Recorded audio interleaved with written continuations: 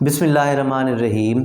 आज हमने पढ़ना है सेक्सुअल रिप्रोडक्शन। पहले हमने पढ़ी थी एसेक्सुअल रिप्रोडक्शन, उसके 4 डिफरेंट मेथड्स पढ़े। आज हम पढ़ेंगे सेक्सुअल रिप्रोडक्शन के सेक्सुअल रिप्रोडक्शन कैसे होती है। शुरू में हमने ये देखा था कि सिर्फ एक ग्रुप है फंजाई का जिसमें सेक्सुअल रिप्रोडक्शन नहीं होती, इसलिए हम उसे इम्परफेक्ट कहते हैं, इनकम्प्लीट कहते हैं। बाकी 3 में सेक्सुअल रिप्रोडक्शन होती है, लेकिन रिप्रोडक्शन का तरीक़ाकार क्या है वो डिफरेंट ग्रुप में स्लाइटली वेरी करता है, डिफरेंट होता है। लेकिन जो बात सब में कॉमन है वो ये है कि इसमें फ्यूजन ऑफ न्यूक्लियाई होती है, यानी पहले साइटोप्लाज्म फ्यूज़ होते हैं, फिर न्यूक्लियस फ्यूज़ होते हैं, एक डिप्लॉयड जाइगोट बनता है, फिर उसकी जर्मिनेशन होती है, ग्रोथ होती है, उससे स्पोर्स बनते हैं, वो स्पोर्स हैप्लॉइड होते हैं, फिर इस तरह से उनका जो है प्रोसेस चलता है। तो पहले साइटोप्लाज्म फ्यूज़ होता है जिसे हम प्लाज्मोगैमी का नाम देते हैं, उसके बाद फिर न्यूक्लियस फ्यूज़ होता है जिसे हम कैरियोगैमी का नाम देते हैं। बाज़ औक़ात ऐसे होता है कि प्लाज्मोगैमी के बाद कैरियोगैमी एक लंबे अरसे बाद होती है। वो 2 ग्रुप हैं जिसमें एक एस्कोमाइकोटा है, दूसरी बेसिडियोमाइकोटा है। तो उनमें प्लाज्मोगैमी के फ़ौरन बाद कैरियोगैमी नहीं होती। जिनमें कैरियोगैमी फ़ौरन बाद नहीं होती प्लाज्मोगैमी के, उनमें सेम हाइफी होता है, लेकिन उसमें 2 जेनेटिकली डिफरेंट न्यूक्लियाई रह रहे होते हैं या इकट्ठे होते हैं। ऐसे हाइफी को हम डाईकैरियोटिक हाइफी का नाम देते हैं या हेट्रोकैरियोटिक हाइफी का नाम देते हैं। ये थोड़ा ओवरव्यू था, अब हम इसे देखते हैं ये क्या तरीक़ाकार है कि फंजाई में सेक्सुअल रिप्रोडक्शन के लिए फ्यूजन ऑफ न्यूक्लियाई अकर्स, यानी उन हर सेल्स में जो हैप्लॉइड न्यूक्लियाई होते हैं उनकी फ्यूजन होती है सेक्सुअल रिप्रोडक्शन के दौरान। दूसरे नंबर पर डिफरेंट इन ऑल 3 ग्रुप्स, कि जितने तीनों ग्रुप हैं इम्परफेक्ट फंजाई के अलावा उन सब में थोड़ी थोड़ी स्लाइटली वेरिएशंस के साथ होती है, ये डिफरेंट होती है। लेकिन जो बात कॉमन है वो ये है कि फ्यूजन ऑफ हैप्लॉइड न्यूक्लियाई इनमें होती है, हैप्लॉइड न्यूक्लियाई की फ्यूजन होती है, और दूसरे नंबर पर इसके बाद मियोसिस का प्रोसेस होता है, टेक्स प्लेस इन आर, वो सब में कॉमन है। यानी ये बेसिक बात है, ये सब ग्रुप्स में होती है, लेकिन उनके स्पोर्स का डिफरेंट ग्रुप में डिफरेंट नाम रख दिया है। ये बात MCQs के तौर पर आती है, इसको मार्क कर लें। सेकंड नंबर पर है प्रोसेस का मतलब है, मतलब छोटी सी हेडिंग दे देनी है आपने कि ये अमल होता कैसे है। ये अमल ऐसे होता है कि hyphae of 2 genetically different but compatible. 2 genetically different का मतलब है कि वो 2 मुख्तलिफ हाइफी होते हैं जिनमें 2 डिफरेंट टाइप के न्यूक्लियाई होते हैं, दोनों अलग अलग माइसीलियम होते हैं, वो एक दूसरे के साथ फ्यूज़ होते हैं। जेनेटिकली तो डिफरेंट होंगे लेकिन कंपैटिबल होंगे। कंपैटिबल का मतलब ये है कि वो आपस में एक दूसरे के साथ फ्यूज़ हो सकते हैं, इसलिए कंपैटिबल हैं। कम क्लोज टूगेदर, वो एक दूसरे के करीब आते हैं। पहले फर्स्ट साइटोप्लाज्म फ्यूज़, सबसे पहले साइटोप्लाज्म फ्यूज़ होता है, देन न्यूक्लियाई फ्यूज़। अगर साइटोप्लाज्म फ्यूज़ होता है, ये मैंने लिख दिया, ये फर्स्ट फ्यूज़ होता है, ये सेकंड फ्यूज़ होता है। साइटोप्लाज्म के फ्यूज़ होने को प्लाज्मोगैमी कहते हैं, और न्यूक्लियाई के फ्यूज़ होने को कैरियोगैमी का नाम। कैरियो मीन न्यूक्लियस जहाँ भी ये आता है, और गैमी मीन गैदरिंग, के न्यूक्लियस की गैदरिंग होना, न्यूक्लियस का इकट्ठा होना, ये कैरियोगैमी कहलाता है। ये है शॉर्ट क्वेश्चन। अच्छा, कैरियो से एक वर्ड मतलब आपको बता दें, कैरियो जहाँ भी आता है इसका मतलब होता है न्यूक्लियस। जिस तरह आपने पहले पढ़ा हुआ है कि प्रोकैरियोट्स और यूकैरियोट्स, प्रो का मतलब लैक होता है, कैरियोट कैरियोन से निकला है, न्यूक्लियस के जिनमें प्रॉपर न्यूक्लियस नहीं होता वो प्रोकैरियोट होते हैं। और यूकैरियोट, यू जहाँ भी आता है उसका मतलब ट्रू होता है, यूकैरियोट, यानी जिनमें ट्रू कैरियोट में कैरियोन में न्यूक्लियस, जिनमें ट्रू न्यूक्लियस होता है वो यूकैरियोट है, जैसा कि हम हैं। बैक्टीरिया, साइनोबैक्टीरिया प्रोकैरियोट्स हैं कि उनमें क्लियर न्यूक्लियस नहीं पाया जाता। ये बात कहीं और भी आपने पढ़ी होगी कि 9th क्लास में, जिसमें उसने हमें बताया था कि साइटोप्लाज्म के डिवाइड होने को साइटोकाइनेसिस कहते हैं, न्यूक्लियस के डिवाइड होने को कैरियोकाइनेसिस कहते हैं। Cairo mean nucleus, kinesis mean splitting, टूटना, चाकू फेरना, छुरी फेरना, काट देना। तो जिसमें न्यूक्लियस 2 हिस्सों में तकसीम होता है उसे हम कैरियोकाइनेसिस, कैरियो का मतलब न्यूक्लियस है, ये बात समझाना था। तो कैरियोगैमी जिसमें न्यूक्लियस इकट्ठे होते हैं, और प्लाज्मोगैमी जिसमें fusion of cytoplasm, plasm mean cytoplasm. ये शॉर्ट क्वेश्चन के तौर पर आता है कि इन दोनों में फ़र्क क्या है, प्लाज्मोगैमी और कैरियोगैमी में, इन दोनों में फ़र्क बताएं। अच्छा, नेक्स्ट बात ये कि karyogamy the fusion of nucleus, लेकिन बाज़ औक़ात ऐसे होते हैं जिस तरह अभी थोड़ी देर पहले आपको बताया था, प्लाज्मोगैमी के फ़ौरन बाद कैरियोगैमी नहीं होती।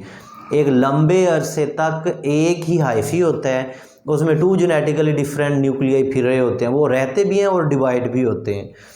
तो बेसिडिया और वो दो ग्रुप हैं, बेसिडियो माइकोटा और एस्को माइकोटा। इसमें कैरियोगैमी लेट होती है, ये बात एमसीक्यूज़ के तौर पर आती है। यहाँ पिछले एग्ज़ाम में एग्जामिनर ने छोटा सा चक्कर दिया था स्टूडेंट्स को, कैसे, अब आपकी बुक में लिखा हुआ है कि बेसिडियो माइकोटा और एस्को माइकोटा में कैरियोगैमी लेट होती है, यानी इनमें प्लाज्मोगैमी के बाद फ़ौरन कैरियोगैमी नहीं होती। उसने क्या पूछा हुआ था, उसने पूछा हुआ था कि वो ग्रुप बताएं, या उस ग्रुप का नाम बताएं कि जिसमें प्लाज्मोगैमी के फ़ौरन बाद कैरियोगैमी होती है। यानी इन दो ग्रुप्स को आप छोड़ दें, एस्को माइकोटा और बेसिडियो माइकोटा को छोड़ दें, और इम्परफेक्ट में वैसे नहीं होती, बाकी बचा जाइगो माइकोटा। तो जाइगो माइकोटा में फ़ौरन बाद प्लाज्मोगैमी के कैरियोगैमी होती है, ये बात जहन में रखें। तो ये एमसीक्यूज़ के तौर पर आता है। दोबारा सुने, आपकी टेक्स्ट बुक में उसने दो बातें बताई हैं कि प्लाज्मोगैमी के फ़ौरन बाद कैरियोगैमी इनमें नहीं होती, लेट होती है। बेसिडिया से याद रखना बाद में जाके होती है। बेसिडिया में और एस्कोमाइकोटा में कैरियोगैमी प्लाज्मोगैमी के बहुत देर बाद जाके होती है, बहुत लंबे वक्त बाद जाके होती है।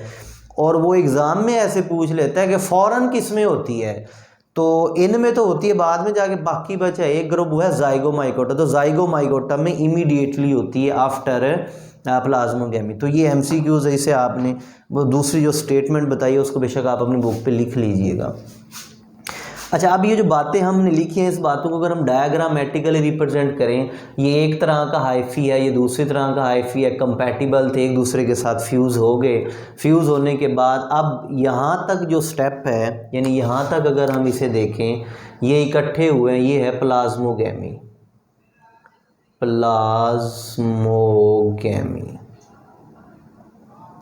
ये प्लाज्मोगैमी हुई है। नेक्स्ट है, अब यहाँ इनके न्यूक्लियस भी आपस में नज़र नहीं आ रहे, इकट्ठे हो गए, ये हुई है कैरियोगैमी, इसे हम कैरियोगैमी कहते हैं।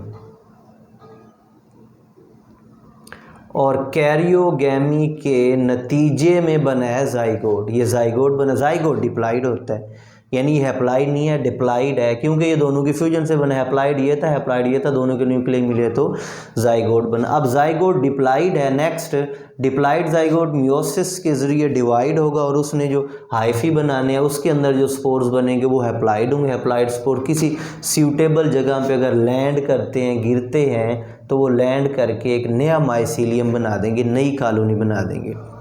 तो याद रखना, ये दो डिफरेंट थे, इनसे कम्बिनेशन हुआ, आगे फिर ये फ्यूज़ हुए, फिर आगे मियोसिस होगी। इसका मतलब है मियोसिस के ज़रिए जितने स्पोर्स बने सारे के सारे स्पोर्स डिफरेंट होंगे, यानी मुख्तलिफ होंगे, और वो स्पोर्स इसकी कुछ प्रॉपर्टीज़ शो कर सकते हैं, इसकी कुछ प्रॉपर्टीज़ शो कर सकते हैं, but they are entirely different, लेकिन वो मुकम्मल तौर पर मुख्तलिफ होंगे। नेक्स्ट बात क्या है, नेक्स्ट ये है कि where karyogamy is not immediately after plasmogamy, ये एमसीक्यूज़ आता है। तो जिन में नहीं होती उनमें टू जेनेटिकली डिफरेंट न्यूक्लियाई, दो मुख्तलिफ तरह के जो जेनेटिकली डिफरेंट हैं, उनकी जेनेटिक्स एक दूसरे से डिफरेंट होती है, वो को एग्जिस्ट करते हैं, रहते भी हैं और डिवाइड भी होते हैं। को एग्जिस्ट करते हैं, रहते भी हैं और डिवाइड भी होते हैं विद इन सेम हाइफी, एक ही हाइफी के अंदर।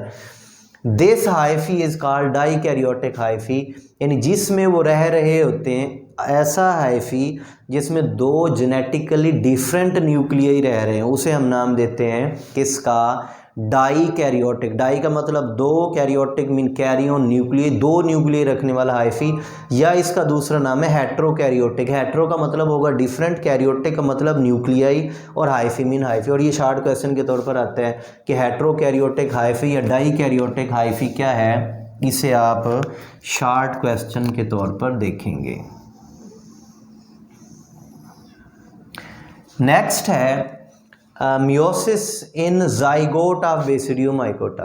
अगर बेसिडियो माइकोटा का जाइगोट है तो वो बेसिडियो स्पोर्स बनाएगा, अगर एस्को माइकोटा का है तो वो एस्को स्पोर्स बनाएगा। बाज़ औक़ात, हर दफ़ा ऐसे नहीं होता, बाज़ औक़ात ऐसे होता है कि बेसिडियो स्पोर्स और एस्को स्पोर्स एक प्रॉपर फ्रूटिंग बॉडीज़ में बनते हैं, उनकी रिप्रोडक्टिव कैप में बनते हैं, उसे हम नाम देते हैं बेसिडिया की होगी तो वो बेसिडियो कार्प कहलाती है, और अगर एस्कोमाइकोटा की होगी तो वो एस्कोकार्प। कार्प वैसे फ्रूट को कहते हैं जहाँ भी ये यूज़ होता है, यानी जिसमें ये स्पोर्स प्रोड्यूस होते हैं।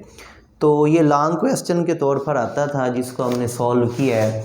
ये अलग से और इतना सा लॉन्ग क्वेश्चन आता है, आपने इसको इसी लिहाज से तैयार करना है और इसमें जितने एमसीक्यूज़ और शॉर्ट आए हुए हैं वो भी आपको बता दिए। उम्मीद है आपको इससे फ़ायदा होगा। अल्लाह हाफिज़।